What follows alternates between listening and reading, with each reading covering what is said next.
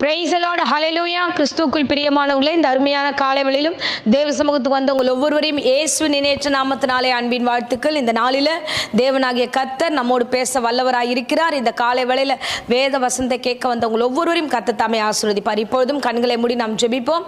அன்பு ரட்சகா, இந்த அருமையான தருணத்தில் வந்த பிள்ளைகள் ஒவ்வொருவரையும் ஆசீர்வதிப்பீராக.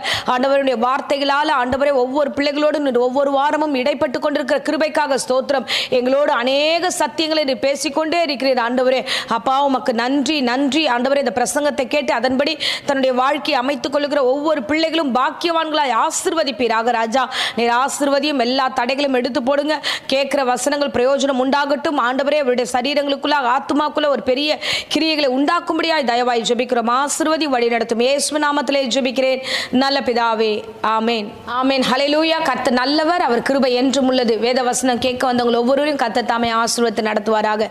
இன்றைக்கும் இப்பொழுதும் கர்த்தர் தாமே நம்மோடு பேசுகிற வேத வசனத்துக்கு நேராக நம்முடைய கவனத்தை திருப்புவோம். பிரசங்கி 3ஆம் அதிகாரம் 12ஆம் வசனத்தை நாம் வாசிப்போம். மகிழ்ச்சியாய் இருப்பதும் உயிரோடு இருக்கையில் நன்மை செய்வதுமே அல்லாமல் வேறொரு நன்மையும் மனுஷனுக்கு இல்லை என்று அறிந்தேன். ஆமென். ஹல்லேலூயா ஹல்லேலூயா. கர்த்தர் நல்லவர். சாலமோன் ஞானி சொல்லுகிறார், நான் உயிரோடு இருக்கும்போது எதை நான் புரிஞ்சுக்கிட்டேன் அப்படின்னா, ஒரு மனிதன் உயிரோடு இருந்தா மகிழ்ச்சியா இருப்பதும் நல்ல காரியங்களை செய்வதை அன்றி வேற ஒன்றுமே இல்லை என்பதை நான் உணர்ந்து கொண்டேன் என்று அவர் சொல்லுகிறார். ஹல்லேலூயா.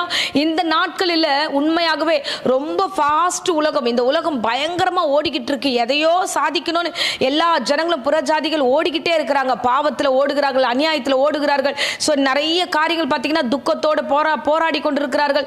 அநேக வியாதிகளோடு போராடுகிறார்கள். இந்த போராட்டம் ஓடிக்கிட்டே இருக்கு. இந்த போராட்டம் எல்லாருடைய வாழ்க்கையில நிம்மதி இல்லாம, தூக்கம் இல்லாம ஓடிக்கிட்டே இருக்கிறாங்க. கொஞ்சம் நிதானமா நின்று தேவன் எதற்காய் நம்மை கொண்டு வந்தார், தேவன் நம்ம இந்த உலகத்தில் என்ன அனுபவிக்க வேண்டும் என்று கொண்டு வந்திருக்கிறார் பாருங்க. தேவ அழைப்பு மாறாதது. ஹல்லேலூயா. தேவன் ஒவ்வொருவரையும் அழைத்திருக்கிறது துன்பப்படவோ இல்லைன்னா உபத்திரவப்படவோ, பிரச்சனையில நம்ம வாழணுன்றதுக்காக தேவன் அழைக்கல. மன மகிழ்ச்சி இருப்பதையும் நல்ல காரியங்கள் அவர் என்ன செய்தாரோ அந்த நற்கிரியைகளை நாம் செய்கிற பிள்ளைகளா இருக்க வேண்டும் என்பதே தேவனுடைய திட்டமா இருக்கிறது. ஆமென். ஹல்லேலூயா. என் தேவ அழைப்பு பார்த்தீங்கன்னா, தேவன் ஒவ்வொருவருக்கும் வைத்திருக்கிற அழைப்பு ஆச்சரியமானது. தேவ சமூகத்தில் அந்த அழைப்பை பெற்றுக்கொண்டு நாமும் மனமகிழ்ச்சியோடு நம்முடைய ஊழியங்களை நிறைவேற்றணும், மனமகிழ்ச்சியோடு குடும்பங்களை நடத்த வேண்டும், மனமகிழ்ச்சியோடு நமக்கு கொடுக்கப்பட்ட இந்த கெரியர்ல நல்ல சாட்சியாய் நாம் வாழ்ந்து காமிக்க வேண்டும். ஆமென். ஹல்லேலூயா. அடுத்ததாக நல்ல காரியங்களும் நன்மையானவைகளையும் நாம் செய்கிற பிள்ளைகளாய் வேத வசனம் சொல்லுகிறது. எபேசியர் 2ஆம் அதிகாரம் 10ஆம் வசனத்துல நம்ம வாசிப்போம்.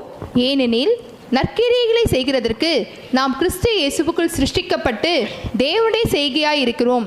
அவைகளில் நாம் நடக்கும்படி அவர் முன்னதாக அவைகளை ஆயத்தம் பண்ணி இருக்கிறார். ஆமென். ஹல்லேலூயா. கர்த்தர் நல்லவர். பாருங்க, ஒருவரும் பெருமை பாராட்ட இங்க எந்த இதுவுமே இல்ல. தேவன் என்ன வச்சிருக்கிறார்னா, நற்கிரியைகளை செய்வதற்காக கிறிஸ்து இயேசுக்குள் நாம் சிருஷ்டிக்கப்பட்டிருக்கிறோம். நல்ல காரியங்களை செஞ்சா அதுவே மன மகிழ்ச்சியா உண்டாகும். ஹல்லேலூயா.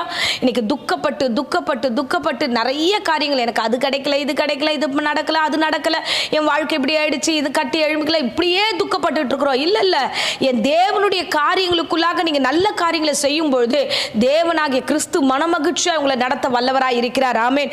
ரட்சகராக இயேசு கிறிஸ்து இந்த பூமியில அவதரித்து தன்னுடைய காரியங்கள் நிறைவேறும்படிக்கு, தன்னுடைய ஊழியம் நிறைவேறும்படிக்கு எல்லாவற்றையும் நேர்த்தியாய் அவர் செய்து முடித்து அவர் கடந்து போகும்போது தன்னுடைய சீஷரிடத்தில் அந்த காரியங்களை ஒப்பு கொடுத்தார். தம்முடைய பிள்ளைகளுக்கிட்ட அந்த ஒப்பு கொடுத்தார். இன்றைக்கு இந்த பிரசங்கத்தை கேட்கிற அருமையானவர்களை உங்களிடத்திலும் என்னிடத்திலும் ஆண்டவர் அந்த காரியங்களை ஒப்பு கொடுத்து கடந்து போயிருக்கிறார். ஆமென். ஹல்லேலூயா. நன்மை செய்வதை அல்லாமல் வேற ஒன்றையும் கர்த்தர் நம்ம இடத்துல ஒப்பு கொடுக்கல. அநேகருக்கு நாம் சுவிசேஷம் அறிவிப்பதும், அநேகருக்கு திக்கற்ற பிள்ளைகளுக்கு நன்மைகளை செய்வதற்காகவே கர்த்தர் நம்மை உருவாக்கி இருக்கிறார்.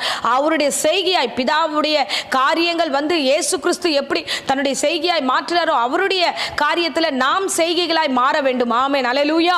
இயேசுவின் செய்கையாய் அவர் என்ன செய்யணும் இந்த பூமியில நினைத்தாரோ அதை அவர் கடந்து போனதுக்கு பின்பதாக நாம் நிறைவேற்ற வேண்டும். இன்னைக்கு நம்ம பார்க்கிறோம், சீஷர்கள் அந்த நாட்களில் செய்தார்கள், அதை கடந்து இந்த நாட்கள் நாம செய்கிறோம். இப்போ இந்த நாட்கள்ல இருந்து அடுத்து வர ஜெனரேஷன் தேவனுடைய வருகை மட்டுமே அவருடைய நற்கிரியைகளை நாம் செய்கிற பிள்ளைகளாய் இருக்க வேண்டும். ஆமென். ஹல்லேலூயா. இயேசு கிறிஸ்து என்னெல்லாம் செய்து வந்தார் நீங்க வாசிச்சீங்கன்னா, நம்ம அப்போஸ்தலர் 10ஆம் அதிகாரத்துல நம்ம வாசிக்கிறோம். 38ஆம் வசனத்தை வாசிச்சீங்கன்னா, அவர் ரட்சகராக இயேசு கிறிஸ்து வாசிப்போம். நசரேயனாகிய இயேசுவை தேவன் பரிசுத்த ஆவியினாலும் வல்லமையினாலும் அபிஷேகம் பண்ணினார். தேவன் அவருடனே கூட இருந்தபடியினாலே அவர் நன்மை செய்கிறவராயும் பிசாசின் வல்லமையில் அகப்பட்ட யாவரையும் குணமாக்குகிறவராயும் சுற்றி திரிந்தார். ஆமென். ஹல்லேலூயா, ஹல்லேலூயா. பாருங்க, எல்லா பிசாசின் கிரியைகளை அவர் அழிக்க ஆண்டவராகிய கிறிஸ்து வெளிப்பட்டார். அது மாத்திரம் இல்ல, பலவீனப்பட்டவர்கள் வியாதிப்பட்டவர்களை சுகமாக்கும்படியாக நற்கிரியைகள் நன்மை செய்யும்படியாக இயேசுவானவர் சுற்றி திரிந்தார். ஆமென், ஹல்லேலூயா. அவருடைய பிள்ளைகளாகிய நாமும் இந்த பூமியில வாழும் வரைக்கும் எவ்வளவு நாள் இருப்போம் தெரியாது. உண்மையாகவே நாட்கள், நாளைக்கு நம்ம உயிரோடு இருப்போமாவே நமக்கு தெரியாது. ஹல்லேலூயா. இந்த நாட்கள் பார்த்தீங்கன்னா பயங்கரமானது.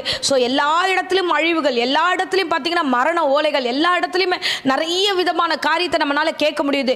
ஸ்பெஷலி நம்ம மெடிக்கல் சம்பந்தமா சில விஷயங்களை பார்க்கும்போது நிறைய கேன்சர்களை நம்ம கேள்விப்படுகிறோம். நிறைய வியாதிகள் மரணத்துக்கு எதுவாய் உருவாயிருக்குது. அப்போ நாளைக்கு நம்ம எப்படி இருப்போம், எந்த வழியில் நடப்போம் எதுவுமே தெரியாது. ஆனா உயிரோடு இருக்கும்போது நம்ம என்ன பண்ணலாம்? இப்ப பலத்தை கொடுத்திருக்கிறார். என் இயேசுவானவர் எல்லாவற்றிலும் நன்மை செய்கிறவராக சுற்றி திரிந்தார். அதை கர்த்தர் நமக்கு கத்து கொடுத்திருக்கிறார். நாம செய்கிற நன்மை நம்மை உண்மையாகவே காப்பாற்றும். அல்லேலூயா. அவருடைய செய்கையா இருக்கிற நாம நன்மை செய்வதை அல்லாமல் வேற ஒன்றும் நம்ம இந்த காலத்துல அழைக்கப்படவில்லை. நம்முடைய அழைப்பே அப்படிதான். அல்லேலூயா. நம்முடைய அழைப்பை கர்த்தர் அப்படிதான் ஊர்ஜிதப்படுத்துகிறார். நீங்கள் அதற்காக தான், எனக்காக நீங்கள் இந்த உலகத்துக்கு வந்திருக்கீங்க, எனக்காக இந்த அழைப்பை பெற்றுக்கொள்ளுங்க என்று எல்லோரும் மேலும் கர்த்தர் இந்த காரியத்தை வைத்திருக்கிறார். ஆமென், அல்லேலூயா. நன்மை செய்வோம், நன்மை செய்வோம், முடிந்த அளவுக்கு நன்மை செய்வோம். என்னென்ன காரியங்கள் உங்கள் வீடு பக்கத்துல உங்களால செய்ய முடியுமோ, என்னென்ன காரியங்கள் உங்களுக்கு கண்களுக்கு தெரிந்தவங்களுக்கு மத்தியில் செய்யக்கூடிய சூழ்நிலைகள் வருமோ, அதை உங்க முழு பலத்தோடு நீங்கள் நன்மை செய்கிற பிள்ளைகளாய் காணப்பட வேண்டும். ஆமென், அல்லேலூயா. அன்பு பிள்ளைகளே, இந்த காலை வேளையில தேவனாகிய கிறிஸ்து உங்களிடத்துல வந்திருக்கிறார். அழைப்பின் நோக்கத்தை புரிந்து கொள்ளுங்க. இந்த பூமியில உங்களை அழைத்திருக்கிறார். இந்த பூமியில நன்மை செய்கிறவர் உங்களை அழைத்திருக்கிறார். அவர் நன்மை செய்தார். அதை நமக்கு முன்னோடியாக ஆண்டவர் வைத்திருக்கிறார். ஆமென், அல்லேலூயா. நாம் என்ன செய்யணும்னா அதன்படியாகவே நம்ம வாழ்க்கையை அமைத்துக் கொள்வோம். பாருங்க, வேதாகமத்தில் இயேசு கிறிஸ்து ஒரு அருமையான சாட்சி சொல்லுவார். என்ன அருமையான வார்த்தை என்று நம்ம பார்க்கலாம். மார்க் 14ஆம் அதிகாரம் 3-4 வசனத்தை நம்ம வாசித்தோம் என்றால் அங்கே ஒரு ஸ்திரீயை குறித்து தேவனாகிய கிறிஸ்து சொல்லுகிறார். வாசிப்போம். அவர் பெத்தானியாவில் குஷ்டரோகியாய் இருந்த சீமோன் வீட்டிலே போஜன பந்தி இருக்கையில் ஒரு ஸ்திரீ விலையேறப்பட்ட நலதம் என்னும் உத்தம தைலமுள்ள வெள்ளைக்கல் பரணியை கொண்டு வந்து அதை உடைத்து அந்த தைலத்தை அவர் சிரசின் மேல் ஊட்டினாள். அப்போது சிலர் தங்களுக்குள்ளே விசனமடைந்து, இந்த தைலத்தை இப்படி வீணாய் செலவழிப்பானேன், இதை 300 பணத்துக்கு அதிகமான கிரயத்துக்கு விற்று தரித்திரத்துக்கு கொடுக்கலாமே என்று சொல்லி அவளை குறித்து முறுமுறுத்தார்கள். ஆமென், ஹல்லேலூயா. பாருங்க, அங்க இயேசு கிறிஸ்து ஒரு சீஷர் வீட்டுக்கு வருகிறார். ஒரு வீட்டில் உட்கார்ந்து இருக்கும்போது ஒரு ஸ்திரீ உள்ளே வருகிறார்கள். வந்து பார்த்து அவங்க விலையேற பெற்ற, அங்க வசனம் சொல்லுகிறது, நலதம் என்ற ஒரு தைலம், அவர் விலையேற பெற்ற அந்த தைலத்தை கொண்டு வராங்க. கொண்டு வந்து இயேசு கிறிஸ்துவினுடைய சிரசு மீது அதை ஊற்றுகிறார்கள். அல்லேலூயா. விலையேற பெற்ற விஷயம் அதை ஊற்றும் பொழுது அப்ப அங்க இருக்கிறவர்கள் எல்லாம் முறுமுறுக்கிறாங்க. என்ன, இப்படி விலையேற பெற்ற ஒரு விஷயத்தை எடுத்துன்னு வந்து வேஸ்ட் ஆக்கிட்டாலே, கீழே விழுந்துருச்சு, எல்லாம் வேஸ்டா போச்சு, இது எல்லாரும் தரித்திரக்கு நம்ம கொடுத்துருக்கலாமே அப்படின்னு சொல்லி அங்க இருக்கிறவங்க எல்லாம் முறுமுறுக்க ஆரம்பிக்கிறார்கள். அப்போ இயேசு கிறிஸ்து என்ன சொல்லுகிறார்? நாம் வாசிப்போம். இயேசு அவர்களை நோக்கி, அவளை விட்டு விடுங்கள், ஏன் அவளை தொந்தரவு படுத்துகிறீர்கள்? என்னிடத்தில் நற்கிரியை செய்திருக்கிறாள். தரித்திரர் எப்போதும் உங்களிடத்தில் இருக்கிறார்கள். உங்களுக்கு மனதுண்டாகும் போதெல்லாம் நீங்கள் அவர்களுக்கு நன்மை செய்யலாம். நானோ எப்போதும் உங்களிடத்தில் இரேன். இவள் தன்னால் இயன்றதை செய்தால் நான் அடக்கம் பண்ணப்படுவதற்கு எத்தனமாக என் சரீரத்தில் தைலம் பூச முந்திக் கொண்டாள். ஆமென், ஹல்லேலூயா. இந்த சுவிசேஷம் உலகத்தில் எங்கெல்லாம் பிரசங்கிக்கப்படுமோ இந்த மகளை குறித்து எல்லா இடத்திலும் சொல்லப்படும் என்று சாட்சி கொடுக்கிறார். ஆமென், ஹல்லேலூயா. இவள் தன்னிடத்தில் இருக்கிற நல்ல காரியம் இருக்கிறத முழு பலத்தோடு செய்தாள். அவள் தன்னால் இயன்றதை அவள் அந்த இடத்துல செய்தாள் என்று இயேசுவே சாட்சி கொடுக்கிறார். ஆமென், ஹல்லேலூயா. இயேசு கிட்ட வருகிறா. அந்த வசனம் சொல்லுகிறது, அவள் உடைக்கப்பட்டவளாக தன்னுடைய காரியங்களை, அந்த தைலத்தை நம்ம 3ஆம் வசனத்துல வாசிக்கிறோம் பாருங்க. அந்த தைலத்தை உடைத்து அந்த தைலத்தை அவர் சிரசின் மீது ஊற்றுகிறார். உடைக்கப்பட்டது அந்த தைலம், அந்த குப்பி மட்டும் உடைக்கல, அவ மனதை உடைத்து விலையேற பெற்றதாச்சே. யார் கொடுப்பா சொல்லுங்க பாப்பா? இயேசுக்கு யார் கொடுப்பா? ஏசப்பா இந்தாங்க இதெல்லாம் நீங்கள் வச்சுக்கோங்க அப்படின்னு யார் டக்குன்னு எடுத்து கொடுப்பா? விலையேற பெற்றவ அந்த விலையேற பெற்ற காரியத்தை கொண்டு வருகிறா. எனக்கு இந்த தைலம் முக்கியம் கிடையாது, இது தைலம் எவ்வளோ விலை இருந்தோடா இருக்கலாம், ஆனால் எனக்கு இது முக்கியம் இல்லை, இயேசு தான் எனக்கு முக்கியம் அப்படின்னு சொல்லி தன் இருதயத்தை உடைத்து அந்த இடத்துல அவ அந்த கண்ணீரோடு அங்கே உட்காந்துருக்க. ஆண்டவரே உமக்காக நான் செய்கிறேன், ஆண்டவரே உமக்காக, ஆண்டவரே உங்களுடைய சமூகத்தில் உம் அன்புக்காக நீர் இறங்கி வந்து நீர் செய்கிற தியாகத்திற்காக ஆண்டவர் உமக்காக நற்கிரியைகளை செய்கிறேன் என்று தன்னிடத்தின் காரியங்களை அன்புகளை அவள் அவ்வளவு அழகாய் வெளிப்படுத்துகிறாள். உடனே இயேசு கிறிஸ்து சொல்கிறார், பாருங்க, இவ தன்னுடைய காரியத்தை வெளிப்படுத்தியிருக்கிறா, என்கிட்ட வந்து நற்கிரியைகளை செய்திருக்கிறா. அல்லேலூயா. இயேசு கிறிஸ்து நற்கிரியைகளை எதிர்பார்த்து காத்திருக்கிறார். ஆமேன். இன்றைக்கு இயேசுவானவரை குறித்து அநேக ஜனங்கள் அறிந்திருக்கிறார்கள். அவர்களுக்கு நன்மை இல்லாம நிறைய பேர் உட்கார்ந்துருக்காங்க. நீங்க கிறிஸ்துவின் பிள்ளைகளா இருக்கிற நீங்க அவர்களுக்கு உதவி செய்யும்படியாக, நன்மையான காரியங்களை செய்யும்படியாக கர்த்தர் அழைத்திருக்கிறார். அல்லேலூயா, அல்லேலூயா. கர்த்தர் நல்லவர். நல்ல கிரியைகளை கர்த்தர் என்கரேஜ் பண்றாரு. சொல்றாரு, ஏமா என் செய்கையா இருக்கிறமா, அந்த பிள்ளை வந்து என்னை பார்த்து எனக்கான காரியத்தை ஒப்பு கொடுக்கிறா. இயேசு கிட்ட இந்த தைலத்தை கொடுத்துலாம். இயேசு இது மகிமைப்படுகிற நேரம், இது இயேசு தன்னுடைய காரியமாய் வெளிப்படுகிற நேரம். இந்த இடத்துல என்னுடைய காரியம், என்னுடைய பொருள் அவருக்கு பயன்படும் என்று ஒப்பு கொடுத்திருக்கிறா. அல்லேலூயா. உங்க கையில இருக்கிறது யாருக்கோ ஒருத்தர்களுக்கு பயன்பட போகிறது, தேவ பிள்ளைகளுக்கு பயன்பட போகிறது. தேவன் உங்க கையில இருக்கிற காரியத்தை குறித்து தான் இன்றைக்கு பேசுகிறார். அல்லேலூயா. இன்றைக்கு தேவன் சொல்கிறார், இந்த ஸ்திரீயை குறித்து உலகமெங்கும் பிரசங்கிக்கப்படும். அல்லேலூயா. எங்கெல்லாம் அந்த பிரசங்கம் வருமோ அப்பெல்லாம் இவள் செய்த நன்மையும் நற்கிரியைகளும் அநேகருக்கு சொல்லப்படும். ஆமென். அல்லேலூயா. தேவனாகிய கிறிஸ்து இந்த காரியத்தில் மனமகிழ்ச்சி அடைந்தார். அதுதான் நம்ம ஆரம்பத்தில் வாசிக்கிற, மனமகிழ்ச்சியா இருப்பதும் நன்மை செய்வதும் அல்லாமல் வேற ஒன்றுமே இந்த பூமியில இல்லை. அந்த ஸ்திரீ மற்றவங்களுக்காக இல்லை, அவ தனக்காக மகிழ்ச்சி. என்ன, என் இயேசுக்கு என் பங்கை கொடுக்குறேன், இயேசுக்கு என்னுடைய ஜீவனை கொடுக்குறேன், இயேசுக்கு என்னுடைய பொருளை கொடுக்குறேன், இயேசுக்கு மனமகிழ்ச்சியா என்னுடைய காரியத்தை ஒப்பு கொடுக்குறேன் என்று இயேசுக்கு தன்னை அர்ப்பணித்தா. அல்லேலூயா. கர்த்தர் நல்லவர். பாருங்க, நம்ம வாசிக்கிறோம் மத்தேயு 5ஆம் அதிகாரம் 16ஆம் வசனத்துல வசனம் சொல்லுகிறது. வாசிப்போம்.